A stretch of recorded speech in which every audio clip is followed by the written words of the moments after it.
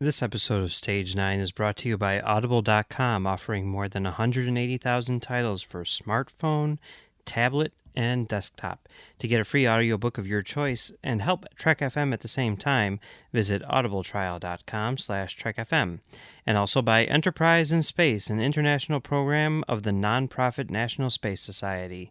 Find out how you can help science and education and become a virtual crew member aboard the NSS Enterprise Orbiter by visiting enterpriseinspace.org. And if you want to join the conversation and share your thoughts on this episode, join the Babel Conference, our listeners group on Facebook.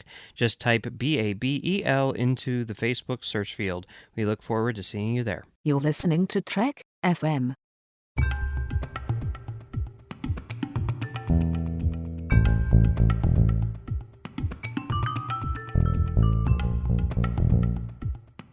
Hello and welcome to Stage 9, Trek FM's podcast that looks at the work of Star Trek creators and both within and without the Star Trek universe. I am John, and Mike is away this week, so I am joined by a very special guest this week, Charlene Schmidt. Char, thank you for joining us on Stage 9. Hey, thank you so much for having me. It is very good to be here. It's been a little while. It has been a while. It's been a while since we were talking about this shortly beforehand. It's been a while since we actually had the pleasure of sharing the mic, as it were.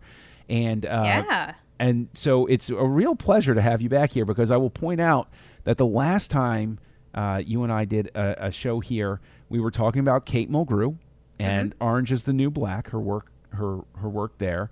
And you eventually, after much effort, finally got me to say the episode title, Tit Punch, which Yes. it was like pulling teeth, and you eventually got me to that point. So I thank you. Thank you for that, Char. I tell you what, that was a great effort, but the payoff was worth it. I think so. And we'll be discussing the work of Kirsten Beyer as it relates to Voyager, and look at how that is going, what that says about what we can expect about her participation in Star Trek Discovery. And with all that said, Char, let us discuss Kirsten Beyer. And Let's do that. I think that you are readily recognized across the internet and the podcasting community as a Voyager expert, I would say. Oh, expert is such a word with such a great amount of responsibility. Connoisseur? I don't know. Are we better Connoisseur. with Voyager connoisseur? Yes, That's I what we'll am do. a heavy knowledgeable fan of Voyager. I am certainly a fan, and I am a very enthusiastic fan. I don't know if I'm an expert. Kirsten Beyer, on the other hand, is an expert, and her expertise lended her to becoming eventually the sole writer to this day of the Voyager relaunch novels. And Yeah, so and that's going to be the bulk of our conversation today. And have you read a whole lot of them? no, I haven't actually.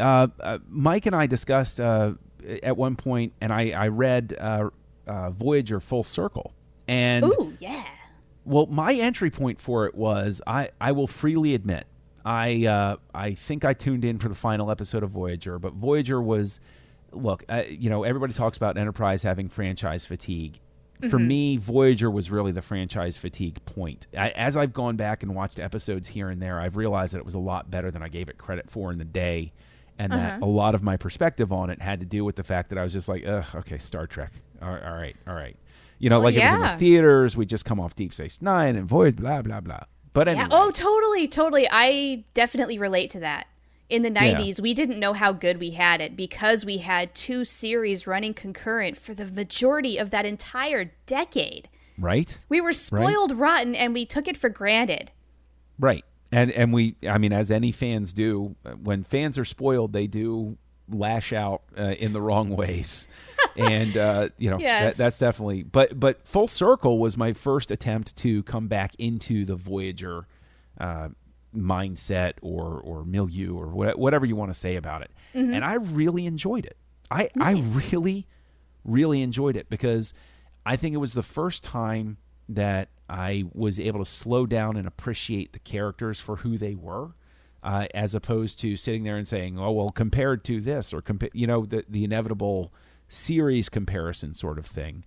And I Sure, thought that yeah. that Byer did a really good job of handling a lot of plot lines and making them very clear and working them in such a way that I was invested in each one and cared about what was happening for each character. And Yeah. that's the only one of her novels I've read up to this point. But so she's written a number since, and so she's solo on these books. Yeah, right now she is the sole writer of all of the Voyager books. I think she's been doing this, I want to say Full Circle came out in 2009. And she's the only person who's been writing Voyager novels since, and there's more on the way. Now, I think Discovery has actually postponed a couple of the stories that she's had, maybe she's been working on in maybe the last year or two. We were supposed to have had another one by now, but it's not happened. So, okay, that's fine, though. I can forgive that. If she's going to be a part of Discovery, that's understandable. I mean, she's writing a novel, she's writing a series, she's got a family, she's probably got a social life. I mean, life. Right. Yeah. Well, I mean, come on. She should put the fans first, right? I mean, Right? Why isn't she thinking of us? Right, We come won our on. books. Yeah. So, okay, you read Full Circle, and that's cool because that was sort of my re-entry into the Voyager novelverse for myself as well. Okay. Before Kirsten Beyer, there was Christy Golden, who was writing a lot of the Voyager novels. I think she started writing them around 2003-ish, so a couple of years after Voyager ended. And so she wrote us, I don't know how many, several, let's say, Voyager novels, and I've only read a couple of them. Everybody told me you need to read Full Circle, and I absolutely agree that that is a perfect entry point where if you do want to get into the Voyager novels, if you want to re-immerse yourself back in the Voyager universe like you have, Full Circle is the book. You don't necessarily need to know what's happened in the other novels. You can kind of figure things out, piece them together, and then Full Circle just tells a really amazing story. It's very intricate. There's several threads going on.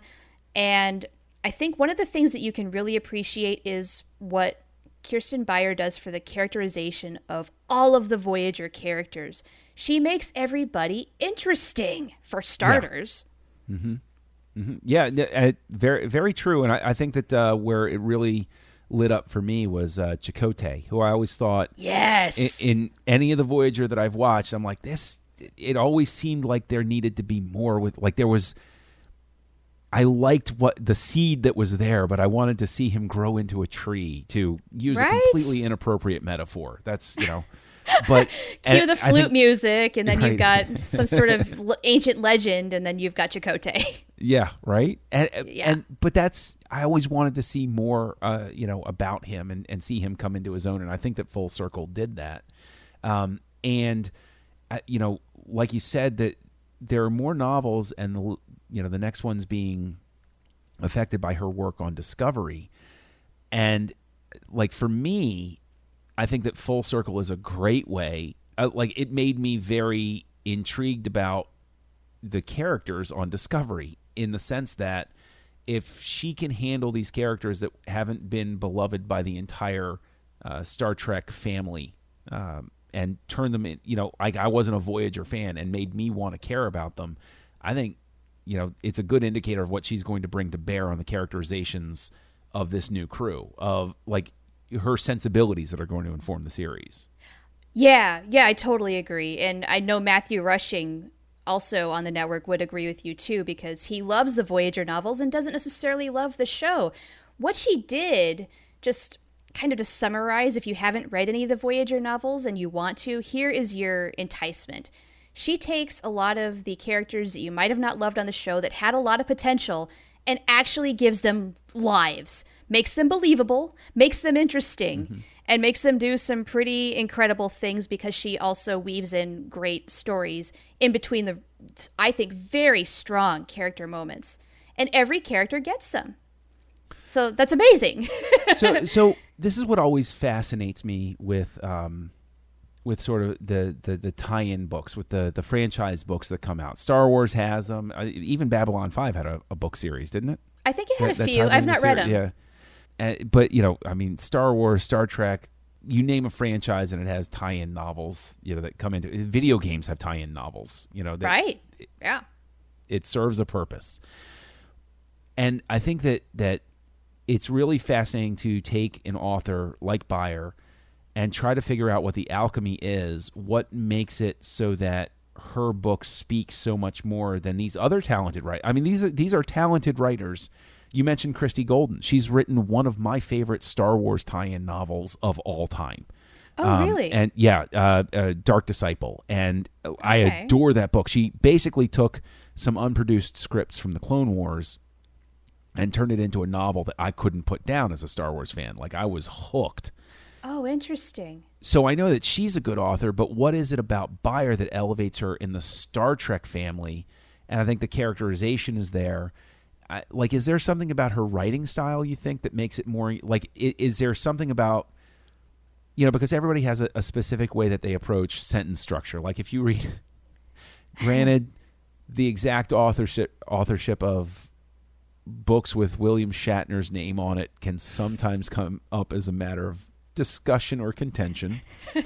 But I won't if you were to say take anything, if you were to take a book with William Shatner as the author, that has a different feel than something by a Kirsten Byer. So do you think that it's not just the story and the characters, but simply her style is what makes it flow better? it's possible. I don't know. This is a really tough question to answer concisely. What she does so masterfully is she breathes such life into these characters while also moving along a story. And it's just very good, solid storytelling just in general. Have the characters doing things rather than saying what they did. And that's sort of a thing, show, don't tell. That's the first rule. And she just... Right. She does that so beautifully that you can get lost in the moment or the story, or you're just going to get hooked and want to know what happens next. And so, in terms of how she crafts, her sentence structure and whatnot, I don't pay as much attention to that. And she probably, she has to have it. She's a great author. But I get lost in the story once I open a book by Kirsten Byer, and I don't know exactly what her recipe is for that. I don't know if that makes any sense, but that's kind of where I am with it. You mentioned Christy Golden. I am glad that she, I guess maybe is well known within several genres, as is Kirsten Byer, but I was not overly impressed with her books, with the Voyager novels. She does interesting kind of little, I would say almost short story-esque type of moments, like little chapters, little moments, but in overall story, I feel like she struggles, or at least she did with Star Trek. Maybe it just wasn't her thing. I don't know. Kirsten Byer, on the other hand, I think she knows, especially Voyager, she knows that show so well inside and out, and ties in a lot of threads that were just kind of left hanging from the show into her novels. That she understands this show through and through. She's seen it a million times. It comes through in her writing. Okay, so it's a deep understanding of the material as well as, I guess, her style. That would make sense because I think that sometimes there is a crutch that that can be used by franchise authors to know that the audience is familiar, and so to move things along, they don't feel as much. And the Star Wars novels, there are plenty of examples of this having happened through time.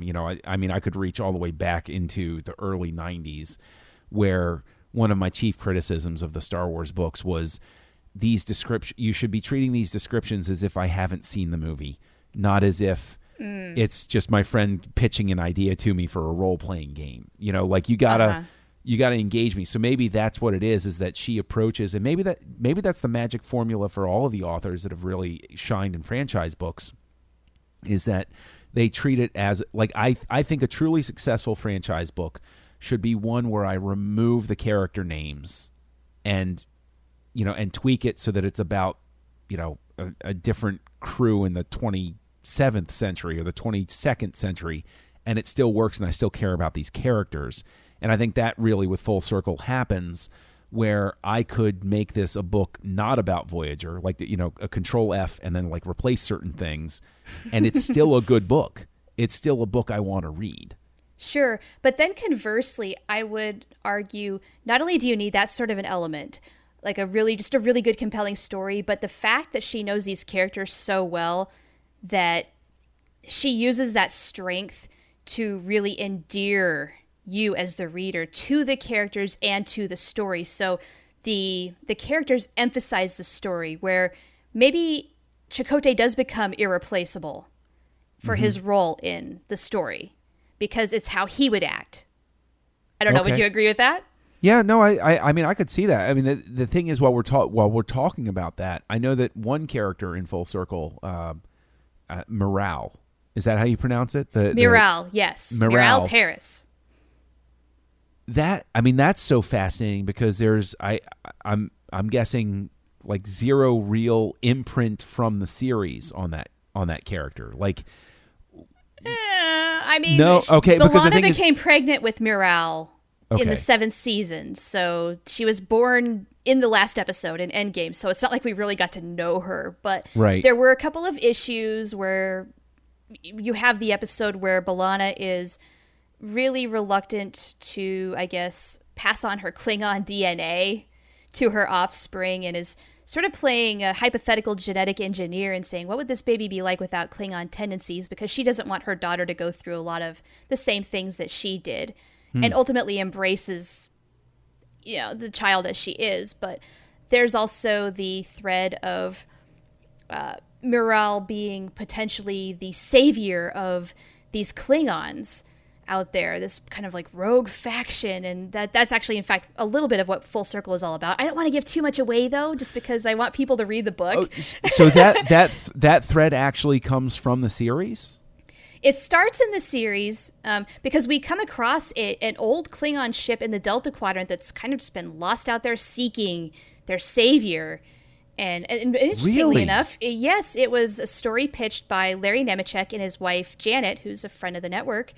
And they ultimately brought that story to fruition. I think the story is called Prophecy. It's the episode Prophecy. See, the thing is, I'm going to go back. I'm going to watch that show now. Can I? Dude, it's great. Wait a minute. Okay. What type of ship were the Klingons on? Okay. I might lose a point on my nerd cred. I don't know the exact type of Klingon cruiser, but it's an old style. It's not a bird of prey. Okay. That's all I wanted to know. Was that sounds like a D7 type of thing? That's what it is. I'm sure that's what it is. Yeah. Okay, yeah. because the thing is, whenever I hear about like long lost Klingons, like the first thing that I go back to, because this was such a crutch for Star Trek as a franchise. Like once Star Trek 3 came in, I was like, don't be a bird of prey. Don't be a bird of prey. It is not a bird of prey. It's motion picture-esque. Okay. Yeah, that's the D7. Excellent. And I'm sure that it's some classification beyond that, but I think I'm close enough in the ballpark there. Yeah, so. I think there might be a couple in that area, but yeah, you know what the type of ship I'm talking about. Yes, I hear you. Excellent. No, I'm serious. I'm going to go. I'm going to watch that now. All right. So, yeah, dude, let me know how you like it. I think it's great. I think it's it's a more lighthearted episode. Okay. Well, and since it was in the last season, that would be, I guess, was it like a breather episode to like lighten the mood because they knew they were coming to the end, or? Yeah, maybe a little bit. I mean, it's certainly got a mix of humor, but I think it's more of the intriguing aspect of, oh my gosh, what are Klingons doing out here? Because you wouldn't expect to see Klingons in the Delta Quadrant. Right. But that's part of what makes it so much fun. And then a lot of shenanigans ensue, as Schindler would say. So it's a good time. Okay, cool. Okay, so if you were to sit there and you were to try to like get in the brain of Kirsten Beyer in the writer's room for Star Trek Discovery, how I wish. Like you're the angel or the devil, whichever you prefer, sitting on her shoulder, and you're whispering an idea to her. What is it from her work on the Voyager books that you would want to see her bring into things? I love the fact that she brings in a good sense of reality to the characters. Nobody is a Mary Sue. Nobody is perfect. There are things from Voyager that add a little bit of drama to the Voyager novelverse. Like some of the things that Janeway did in the Delta Quadrant, she has to answer for them, or at least deal with them. And so there's consequences for the things that happened in the 7 years that they were getting home that they now have to work through. And so I want Kirsten Beyer, when she is formulating who these characters are, to just make them real people, make them flawed human beings. Okay. Yes, we're in the future. Yes, we're in Star Trek. But I don't know, give them some sort of imperfection while still being our heroes. Okay. Yeah, and I think she totally could do that. I agree with you. I mean, I think that a lot of indicators about Discovery point to that, where they took I think they took an approach that a lot of fans have wanted for some. I mean, I haven't seen anything but beyond the preview trailer, but like everything that we're hearing seems to indicate that these writers have taken it seriously, that it's important to show that these are real human beings. So I think that your advice what was heard through a time slip, and you just uttered your advice and it traveled back to that writer's room and worked its way in. Cool. So yeah, and that's the thing, is like that I think is really the power of Full Circle, and really the power of her writing is it's really weird, because I remember when Next Gen came on the air and and had its own struggles and everything like that. I mean, everybody readily admits the first 2 seasons are rather bumpy on. Oh, yeah, without a doubt. On Next Gen, because there was still an expectation. I mean, like Star Trek was on the big screen and there were big space battles, and so am I going to see spaceship battles and stuff like that? And I think Discovery is actually coming in equipped. And I think that Kirsten Beyer speaks to this, and and Kemp Powers, who we've discussed on the show as well, somebody who's a playwright. I think that a really wise move and a really good indicator for the series and the treatment of the characters is the fact that you have people who create realistic, believable people. And I think that what's so fascinating is that Disco is coming in with people wanting character focus. There aren't people saying, I want big space battles, or I want fights, or everybody is saying, I want character moments, and I want interesting arcs, and I want the focus to be on the people. And I think that's a really refreshing, nice thing. Like, it seems like the whole fan base is unified in what they want for once. Maybe. And heaven forbid if that's not the truth. Oh my gosh, are we actually agreeing on something? Holy whoa. Mark it on the calendar, folks. Yeah. But sure. Kirsten Beyer, with just the way that she's handled the Voyager characters, I have no doubt that she's bringing a lot of strength and detail, and certainly, I imagine, rich backstory into the characters for Discovery.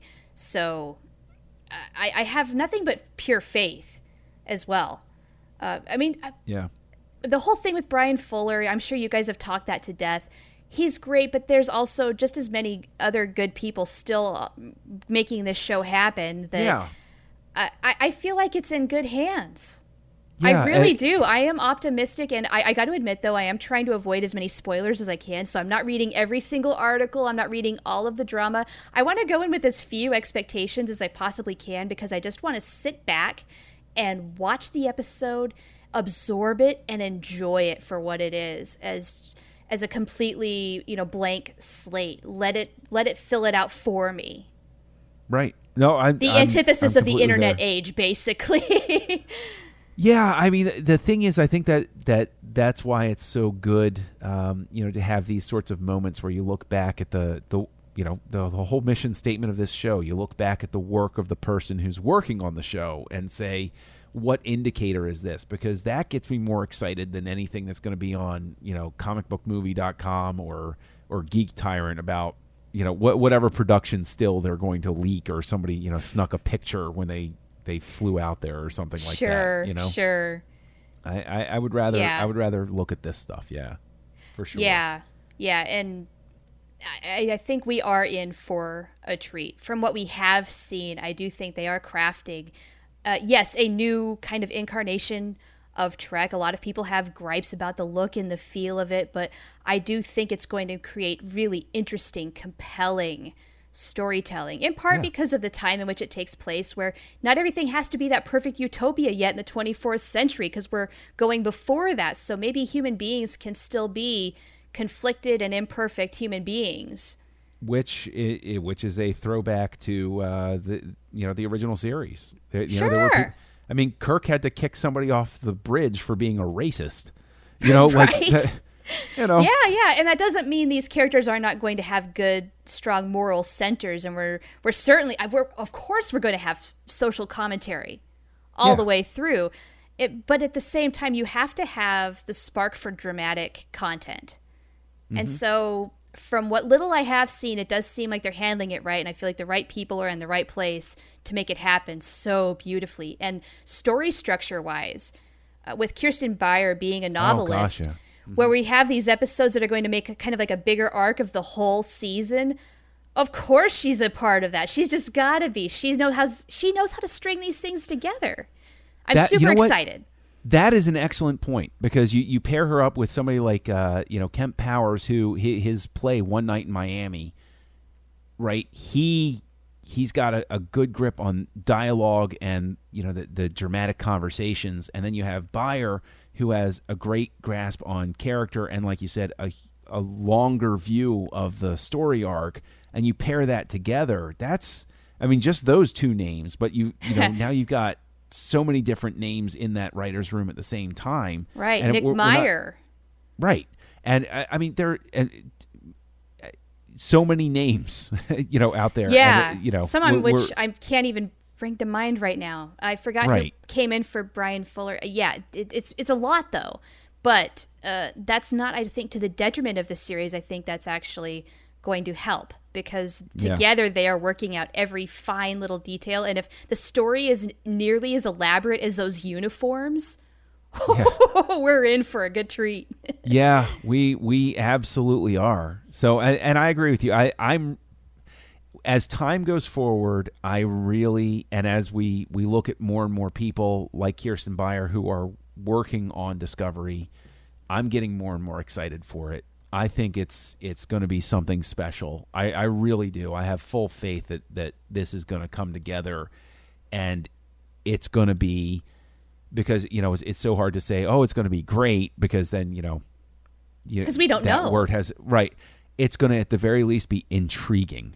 It's going to be the type of thing where even if I were not to like the first episode, I'm going to be like, there's a lot going on. I'm going to watch anyway. Well, yeah. Drag me into this story and don't let go. Suck me in. Yes.